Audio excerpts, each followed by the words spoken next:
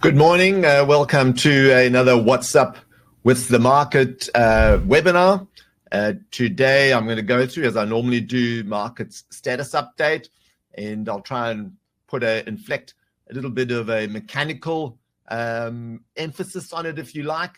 But I'm also going to set the scene for talking about secular bull market slash secular bear market. But we'll get into that in a bit more before we get into the actual webinar itself or the content of the webinar. I want to remind you that none of this analysis that I do here today is used in Sparsely Investor or Sparsely Trader to make any decisions, buy, hold, or sell decisions whatsoever. And I don't use any of this analysis in the public portfolios, the ASX USA public portfolios, or the leverage portfolio. And I don't use any of this analysis to make specific, rigorous, structured decisions in my own personal portfolios on when to buy, hold, sell, or position sizing, or risk management, or any of that. I'm a mechanical trader, and I precisely follow the rules and process of our systems. Right, a little bit about before we get into the indices and the sentiment indicators, breadth of market indicators, and things we look at. The next time I do this, which is 4 weeks' time, and that'll be the 30th of April, I'm going to do a secular bull market update. There are some little signs starting to show. And remember, those of you that have attended those before, I've been doing them for many, many years now, a couple of times a year, is that the hardest thing to do is to pick when a secular bull or bear market starts, because it only really becomes, evidenced. The only evidence that is there that is emphatic and total and complete is about 2 years when you're into either the bull or the secular bull or bear market. So, but there are some early signs that we can look at, and there are some starting to show. So we'll have a look at those. It doesn't mean that we've changed from secular bull to secular bear yet, but there are signs that we should take note of. And of course, these things take a long time to develop, but we want to try and get in there early to set ourselves up, maybe not from a timing perspective on particular positions we take on the market, but more from an overall big picture, core satellite risk management and asset allocation point of view is really the way that we can set ourselves up for that. For example, you don't want to be a buy and hold of ETFs in a secular bear market, end of story. You want to rearrange your asset allocation so that you're not going to be a buy and holder of indices, of indexed ETFs, or maybe even managed funds for that matter. You want to set yourself up a little bit differently in how you allocate your assets. But that's setting the scene. I'm not going to go into it now, but it's early days. That'll be the 30th of April, 4 weeks' time. And in that secular bull market, and analyze a different indicators to what we look at over here on longer time frames.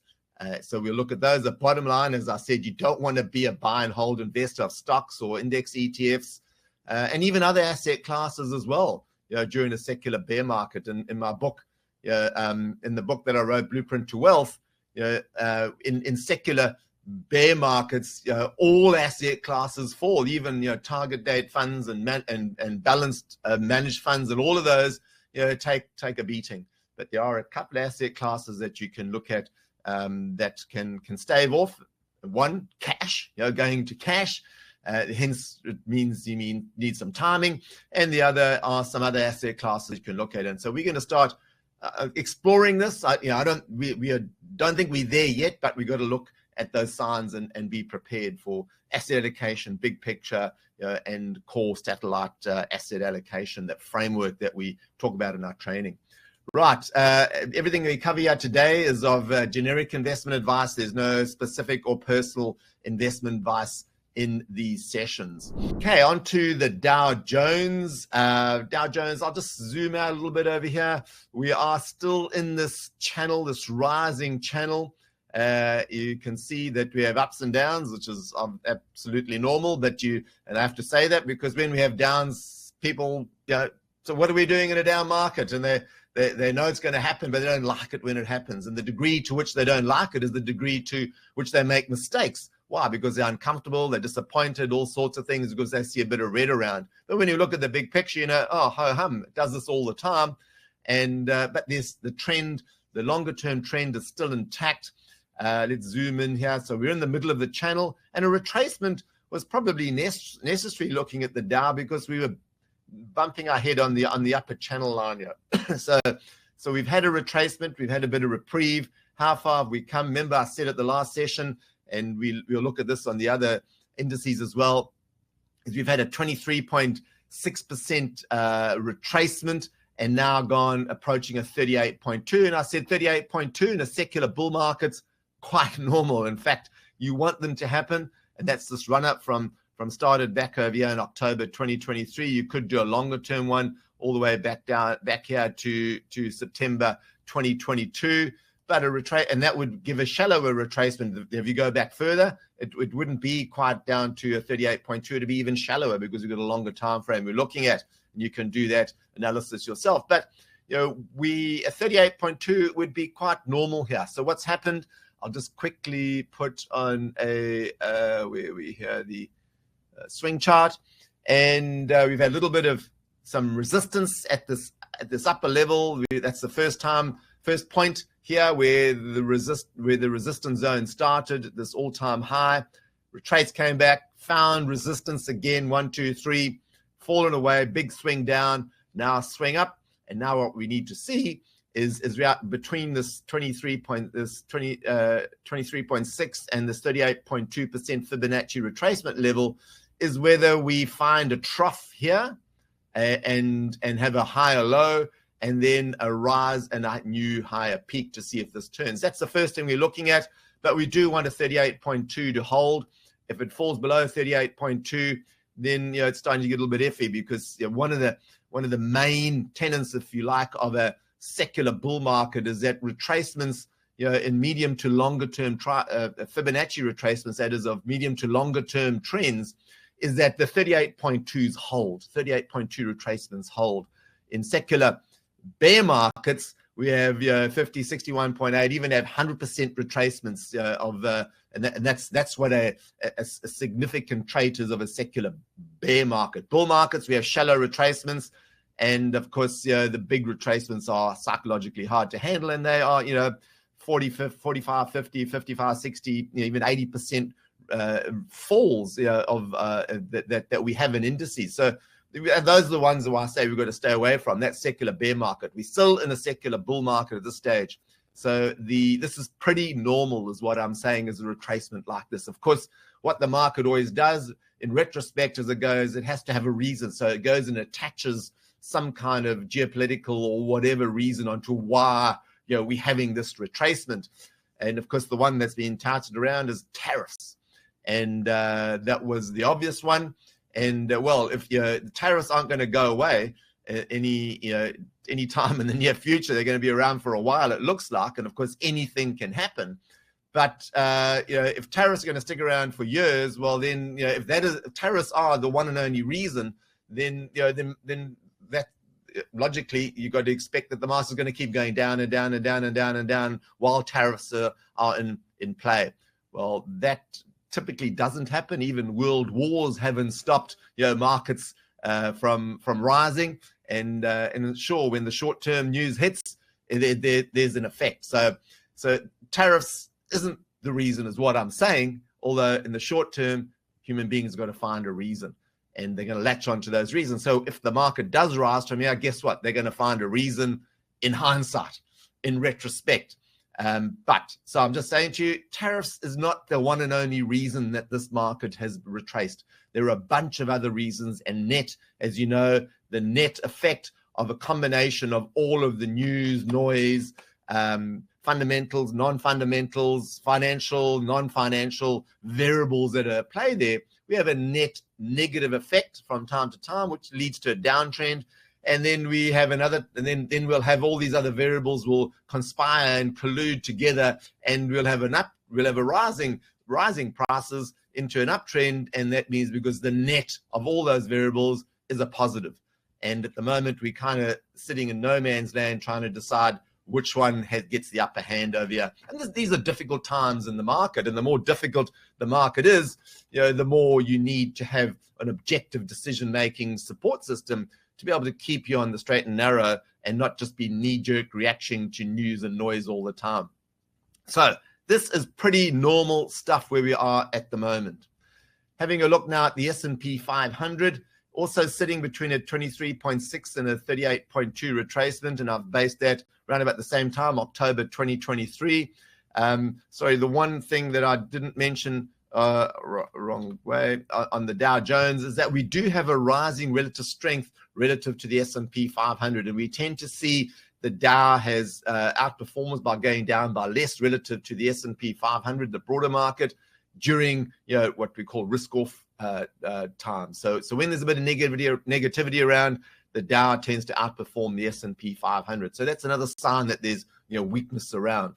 The volatility in the S&P 500 has risen a bit from all the way down here where it was 0.7ish and all the way up to 1.6. So more or less double the volatility, and you tend to see volatility in price action rise when there is a fall in price action. But pretty normal stuff, not quite bumping its head here on the upper channel line, but was right up in the upper 10 the upper right up near the top of the upper channel line, and now retraced to the center. This is a good place to be for a rise. Now let's just put a swing chart on here, and the price, this fall over here to a trough, has been it's gone down to where the previous trough was. You might remember on the Dow it hadn't quite got down to that trough. And on all of the indices, I'll just zoom in here. This bar here was quite an important bar. This is what Larry Williams called an oops, where you see a big green bar or candle that opened much lower than the previous day's low, or even close, but low, and then rose back into the previous day. This big red bar here rose into that, followed by green. This is typically a reversal pattern that we're seeing over here. Open below the previous day's low, and then close into the previous day's bar, particularly if it's a red. So a little bit of positivity over here. Is this a dead cat bounce? We don't know. That's what we've got to see. And the arm wrestle is happening right here. We had double bottom type support levels in the short term on the swing chart over here. This is a 3-day swing chart. We are between 23.6 and 38.2. We could see a fall a bit lower and this still be intact, and I wouldn't be too worried about that technically. But we'd like to see support here. The double bottom is its strongest, if you like. The count on double bottoms from a percent positive perspective works the best in uptrends. So we are in a medium to longer term uptrend here. So this double bottom, this is a high percentage play here that this is a double bottom. But of course, anything can happen because it doesn't happen 100% of the time, but there is an edge in trading double bottoms in a rising trend. So it's still pretty normal at this stage. We did have a clue, an early clue as to potentially some weakness coming with this divergence that we had here. Rising equity, S&P 500, falling.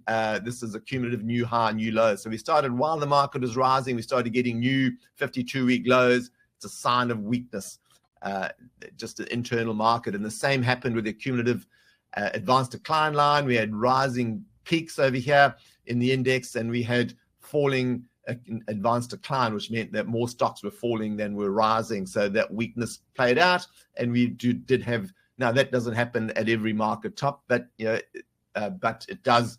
When there is a fall, you can go and typically see that divergence. We also had divergence on the breadth of market indicator of the number of stocks between that are above their 150-day moving average. And now we're starting to get not really down to low to really peak, to really trough levels.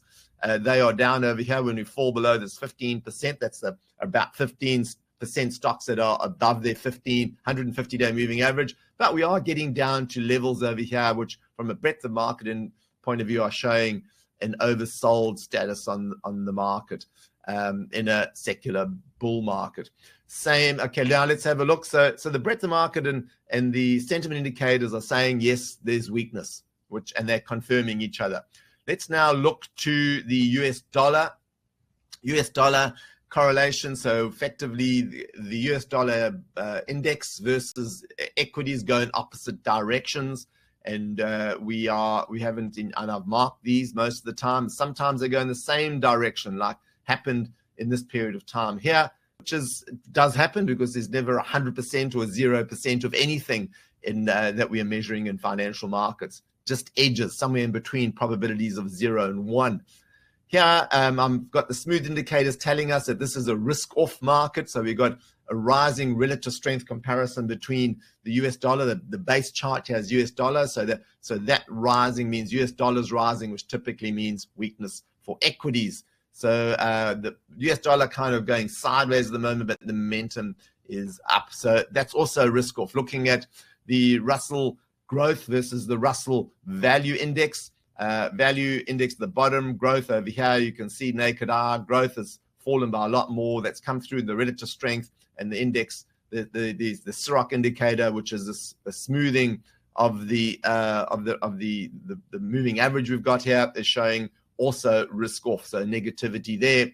Looking at consumer discretionary versus consumer staple. Also, naked eye tells us discretionary falling compared to stable, come through in the relative strength. And here we have a falling CIROC as well, another risk off. And we saw the early signs of this a month ago, and they've played out. The put-call ratio on S&P 500 stocks is actually showing a risk on. Why? Because we still have slightly rising lows over here, which means that the puts haven't come into play in a big way yet. The long term, this year-long 252-day moving average, that smooths out the put-call ratio, is still in a downward direction, which is why the CIROC is also in a downward direction. I've got fairly sensitive CIROC parameters on this one. I don't use the same CIROC parameters for all of these relative strength measurements that we do, or even on the moving average. So it's still showing a risk on. So put-call ratio in favor of risk on. Okay, looking at the at 10-year T-notes, that's yield falling. So you can see the yield has been falling for some time, which means that long-term bond prices are rising. And here we are seeing a risk-off, basically from a relative strength perspective in terms of yield versus equity prices. But that should turn at some stage. Why? Because as the yields continue to fall, so there's more weakness in the yields.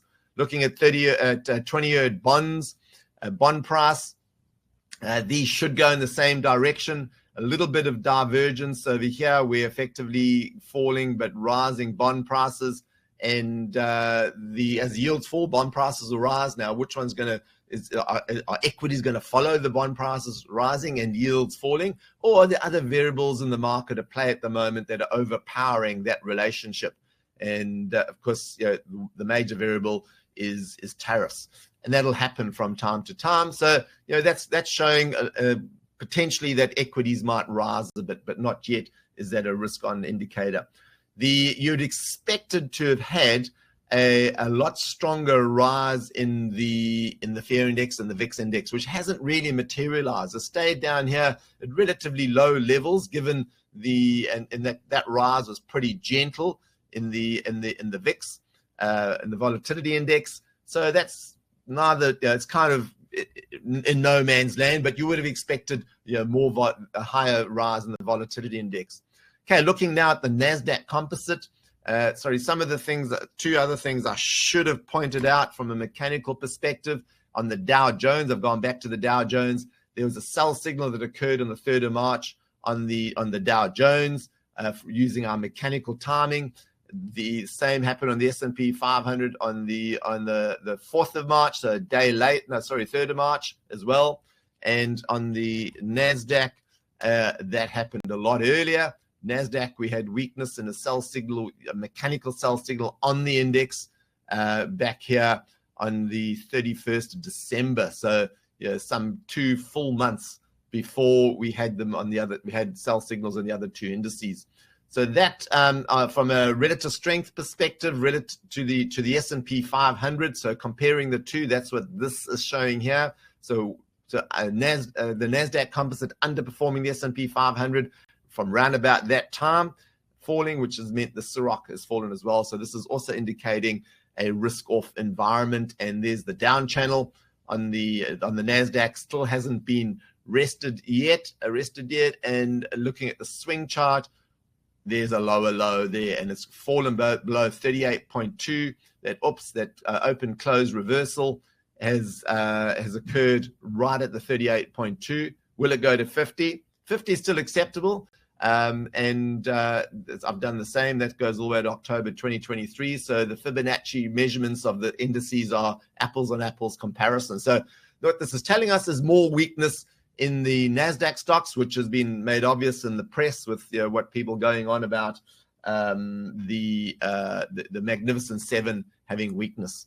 Right, onto the NASDAQ 100. This gave a much later exit signal on the 6th of March compared to the NASDAQ Composite, which is the whole NASDAQ index rather than just the NASDAQ 100. But this is roughly the same timing as what we had on the Dow and the S&P 500. So this is also signaling risk off.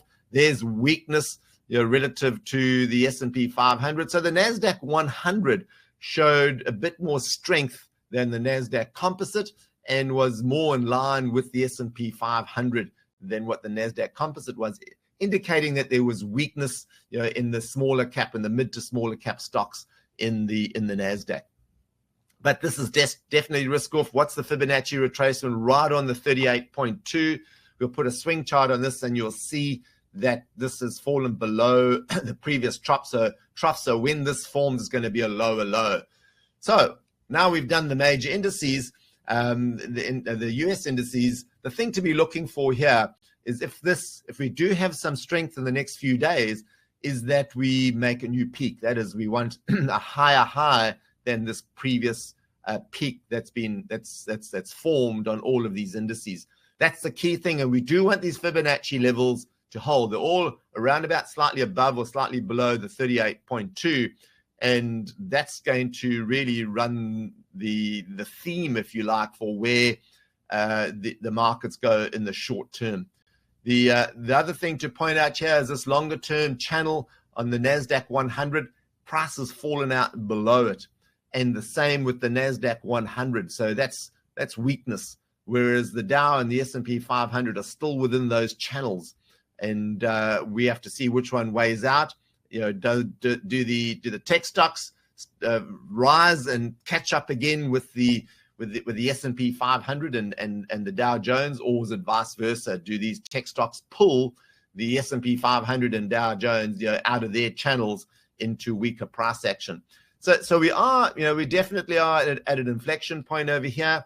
For the case for the markets continuing to rise from here is that we do take out these short-term peaks that are formed on the swing chart, these short-term peaks and all these indices here, and go and then form a peak there, have a retracement, have a higher low, and then go from there. That's pure Charles Dow theory that has stood the test of time for over 100 years of analysis. That's pretty simple stuff.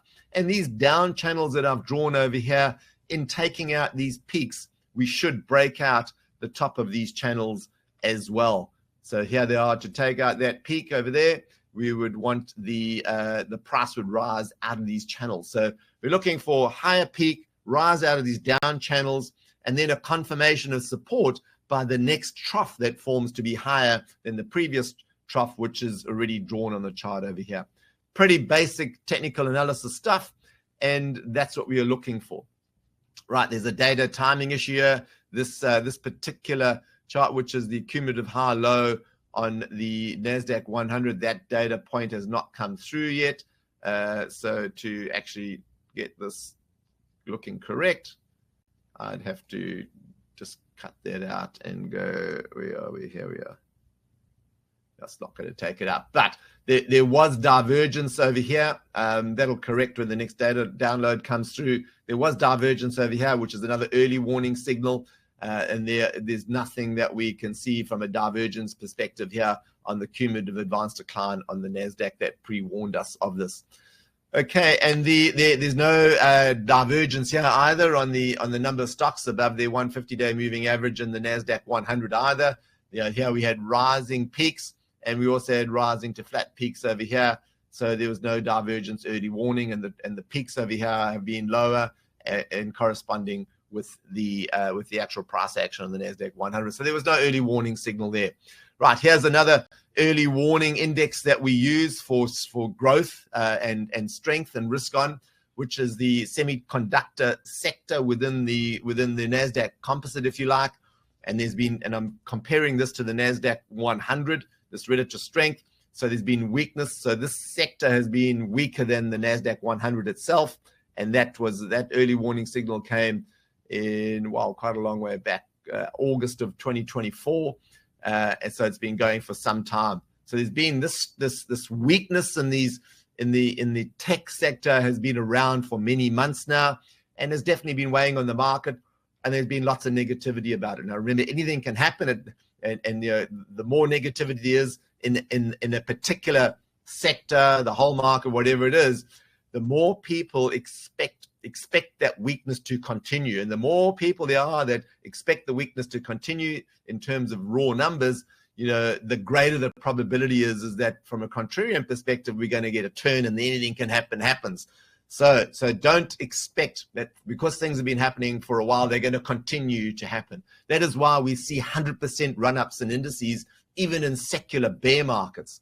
We had two of those in the last secular bear market. And people, if the secular bear market, with all the negativity around during those markets, they don't just keep going down and down and down and down, have one big leg down and then one big leg up out. They have multiple leg ups within the secular bear market amongst all of the negativity, 100% run-ups. So this is where we have to form a neutral mindset, and only mechanical traders have neutral mindsets. Not immediately when you become a mechanical trader, but over time as you go through these markets. And this is where you need the system, the mechanical system, an objective system, which is a stepping stone, a major stepping stone and prerequisite to consistency to play its role, its training role, its teaching role in getting and gaining that neutral mindset. So not to go with the crowd.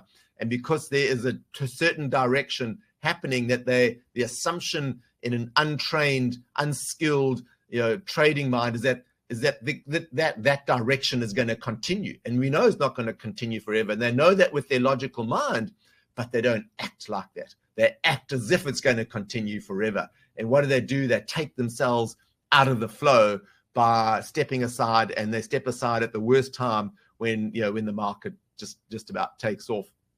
So let the system be your teacher. Let the market be your teacher. And at all times, when you start questioning, when you start finding yourself aligning with noise and commentary and opinion, to ask yourself, can anything happen? Do you believe anything can happen? Do you believe that you don't need to know what's going to happen next in order to make money? The uncertainty principle that Mark Douglas talks about, right, is that certainty happens in large numbers over a long time through probability. Uncertainty happens over short periods of time where there's unpredictability and uncertainty.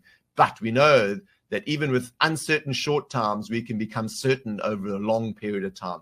And that's what we have to put our trust in and our belief in. So the only way you can do that is to be objective. And objectivity is a stepping stone and a subset of consistency. How do you achieve consistency? By having a neutral mindset and surrendering to not knowing. You don't need to know what's going to happen next. And it's a skill to operate as that you don't know, and you don't need to know. And the more you need to know, the more you need to expect a positive reward into the future. James Clear, the worse you'll be at this game, and the more you're going to fret to the point that you take yourself out of the game, which is the worst thing that you can do. Because if you're in drawdown at that time and you take yourself out of the game, well, then you're in drawdown for the rest of your life, or until you come back and start engaging the game again. The only way to come out of drawdown is to keep playing the game. And you got to keep playing the game with a neutral mindset and with an edge, and an objective edge at that. So we are looking here at SOX. Is the SOX looking at turning at any stage? No, but it's getting pretty oversold. The Ciroc can stay down here. There's no doesn't mean because it's been down there a long time that it's going to turn. There's no correlation whatsoever to how long it stays down there to when it turns up again. But that's what we'll be keeping an eye on. We do need this Fibonacci retracement to hold at the 50% over here. Right, what else is there? The All Ordinaries coming to the Australian market is in a downtrend. You can see that it's underperformed the S&P 500 here for some time and is still underperforming it to the downside. Typically what you'd see in a risk-off environment is that the All Ords outperforms the S&P 500. It's not doing that at the moment. And that's a sign for some strength coming into the US market, or is it the other way around? Is that the US market's going to fall some more, and then just a little bit more stability in the All Ords will get it to outperform? We'll have to see. But the other thing I'm going to look here is just put a swing chart. Look at that big swing down. You can tell the naked eye that it's relatively bigger than what's happened on the US markets. And now we need to see, is this the higher low that is going to form here? It's fallen below a 38.2% retracement. So a little bit more weakness relatively and we can see that in the relative strength chart at the bottom over here than the US markets. Right, the Aussie battler is basically going sideways in this down channel, been there for a long time. It's the share price of Australia as an economy, is how the rest of the world sees us, and our share price has been going down for some time. When did it peak? We'll pick that peak over there back in February of 2021. So effectively, we've been viewed negatively from a investment perspective, an economy, and everything else point of view in the investing world. We need this Aussie battler to turn and get stronger, but with the way things are going, it could potentially get weaker. Right, let's look at the Nikkei. The Nikkei has had some weakness. It's still in an uptrend. It's struggled. Look at this. That's its all-time high made back in 1989. And it is just above, below. Look at that. Struggling after some really good strength, coming into that all-time high. So and that's what happens. It happens at big numbers in the market, but it also happens at the market collectively knows these points and is struggling to make a new high. The longer this happens, the sideways movement, if it does, we're either going to see a big fall down and some support at support levels here, but if it does break through on strength, it will go strongly. Right, the NASDAQ is teetering on the trailing stop loss over here. Now this is one of the few markets that does not. So Japanese market gave a sell signal in July 2024, hasn't given a re-entry, mechanical, that's with SPA3 investor. That NASDAQ the opposite. It's still an open trade. It gave an entry signal in August of 24 when other markets were starting to look weak, and that is even after this run up from there to there. And so it's been an open trade and still strong. Look at this relative strength to the compared to the S&P 500. Comparatively going sideways a bit there, but will this hold? It's only had a 23.6% retracement and has found some strength. And on the swing chart, it's there's definitely this is what's happening at the upper channel line over here. Sorry, that's a long term to see where that goes. This is something that you can be aware of. I just go to period and all data, and that will sort itself out. So there's this long-term channel going back to 2002 that the NASDAQ, the DAX has been on. I'll just go back to 25-year, and you'll see that analysis will just go a bit out of kilter.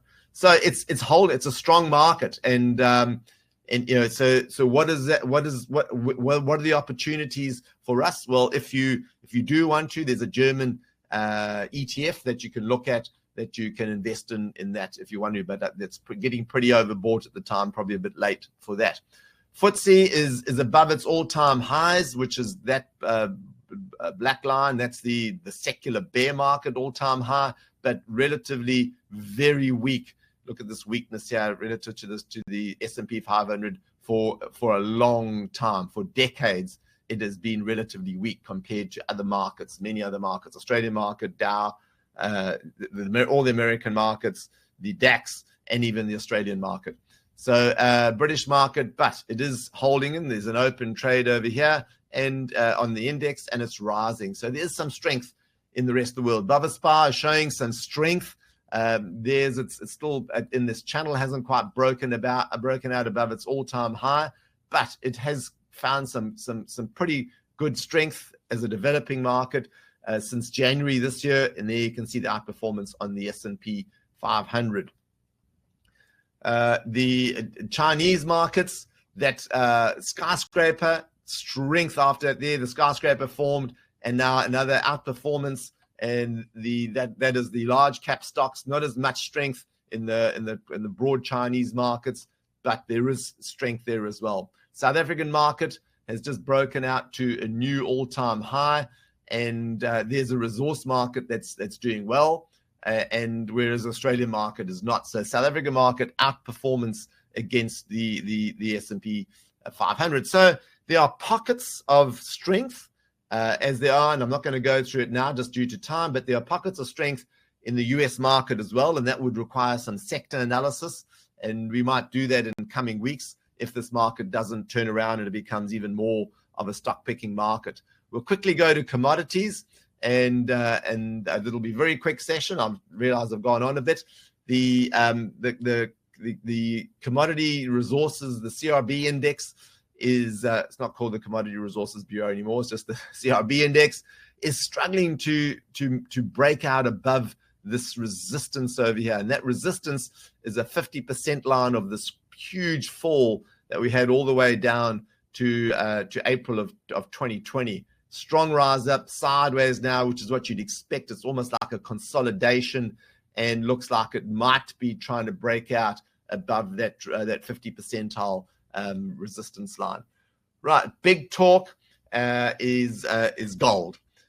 Gold continues to rise, and you can see there it broke out above its all-time high after having a couple of bashes there, 1, 2, 3, 4, and eventually it got into this trend, that breakout trend, which we spoke about in the session, and pretty shallow. There's a shallow retracement, 23.6, and I'll be setting that now to follow this up as well.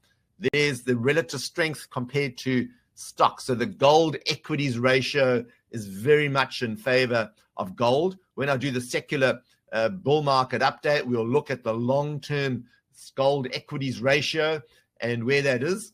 And we'll also look at some other ratios between different asset classes, because you may, those of you that have attended the secular bull market updates that I've done over the last, whatever it is, 8, 9, 10 years, you'll know that during secular bear markets, gold is weak. In secular bull markets, gold is weak. It underperforms, it goes sideways, it doesn't rise. Whereas in secular bear markets, gold gets strong. And one of the things I've been saying in those is that we need to keep an eye on the gold price, particularly relative to equities, because they could both rise.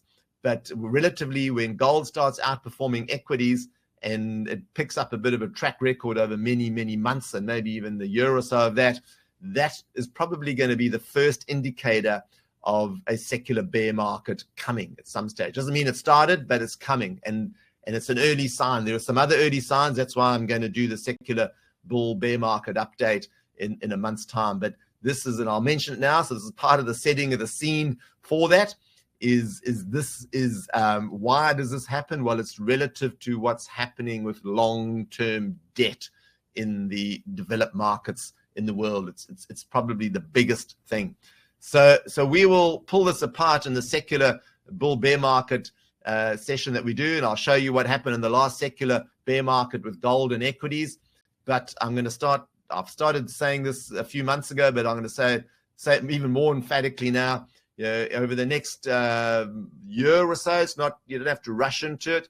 We need to start thinking more about how we set ourselves up, our asset classes and our core satellite infrastructure, our breakdown between how much is in core and how much is in satellite and how many satellites we have, et cetera, because the last thing you want to do if you've had any involvement in markets before and you've done some timing or some active investing, is the last thing you want to be doing is buying and holding ETFs in a secular bear market. And because you just basically go nowhere, and especially in low dividend environments like the United States, it is the worst place to be, is buy and hold equities. So I'll be talking more about that in months to come, and you want to get ahead of the game with that, because the first fall, if you don't get out in time, you're going to wear that 50 to 80% fall, depending which index ETFs that you're in. Right, silver. Now, what I want to point out here, and we'll do a bit more of this in the secular bull bear market update, is that silver is underperforming gold. So this is a relative strength to gold. The previous, that was a relative strength. This was gold to equities. And now this relative strength here is silver to gold. And you can see silver is underperforming gold. Now I'm going to go back to here, and I'm going to go back out to period, and we're going to do, we are in all data. Great. And this here is the blue line is gold, and the red and green is silver. That's a silver price. And we'll talk a bit more about this, but this effectively, this period of time this was secular bull market. So that is 1978. So we were in secular bear market up to about 82 over here. Look where gold and silver rose in secular bear markets. Secular bull market arrived in 82, which is about from there. They started falling. Secular bull market went all the way to 2000, which is about here. And they did nothing. Silver underperformed gold. Secular bear market started. They both started rising. And look how silver caught up to gold. And silver is underperforming gold. And there are two ways. If you've missed the gold run, I don't think it's too early. It's too late yet.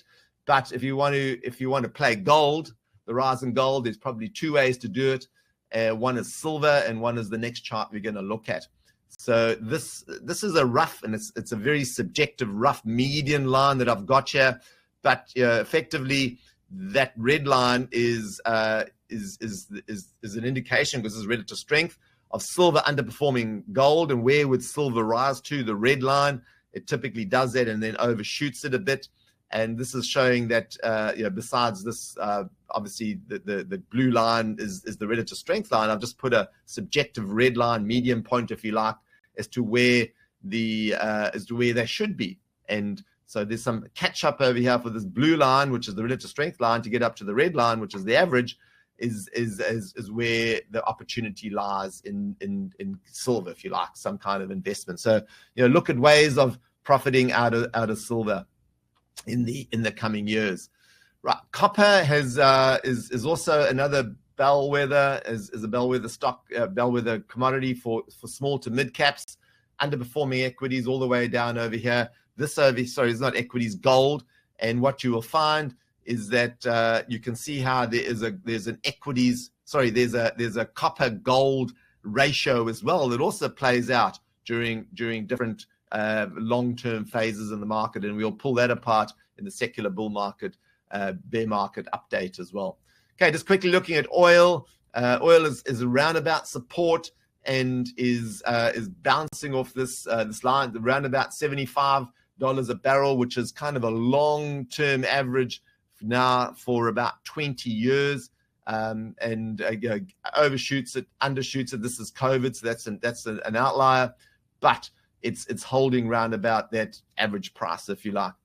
Right, let's have a look at Bitcoin. Bitcoin is the other way to potentially play gold, as depending on how big the marketplace is, that forms the view that there is a restricted amount or a restricted asset available. And so that is a view that people are forming that could potentially be a hedge against long-term debt in the way that gold is as well. So it's one that's obviously people trade a lot, but it's starting to form this longer-term buy and hold formation relative to equities. So we'll talk a bit more about that in coming months as well. There is weakness at the moment. It's retraced now.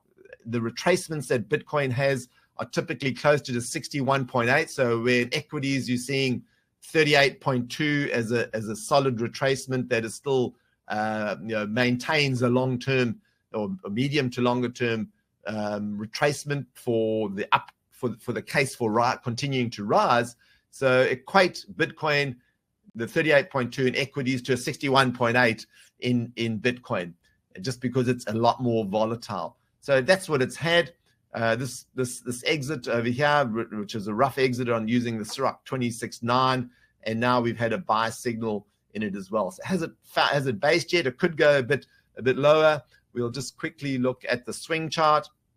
So it has lower lows, lower, and it's still a lower high formed over there. So for a change here, we really want a higher peak to form. But weakness is still there, and it would, to be a contrarian play to be buying that now for any longer term hold, but certainly in the shorter term, that you got the Ciroc there.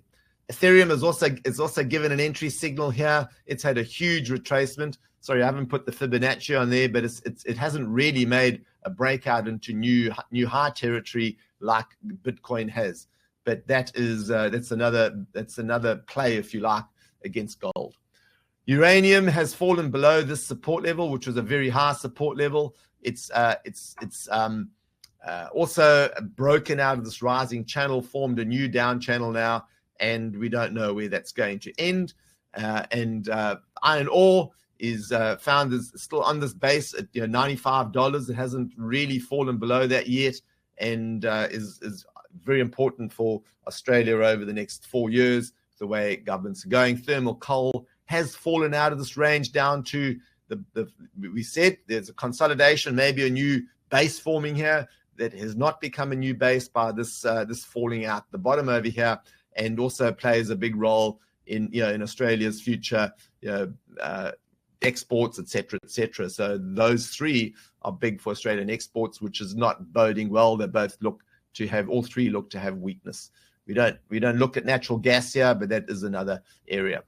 Right, we are just going to go back to the S&P 500 and summarize, and we are looking at any questions. Just some good feedback. Thanks guys. All good. Right. So the theme here is the pretty normal retracement. 38.2 is fine by me. We're looking for a base to form over here, a double bottom.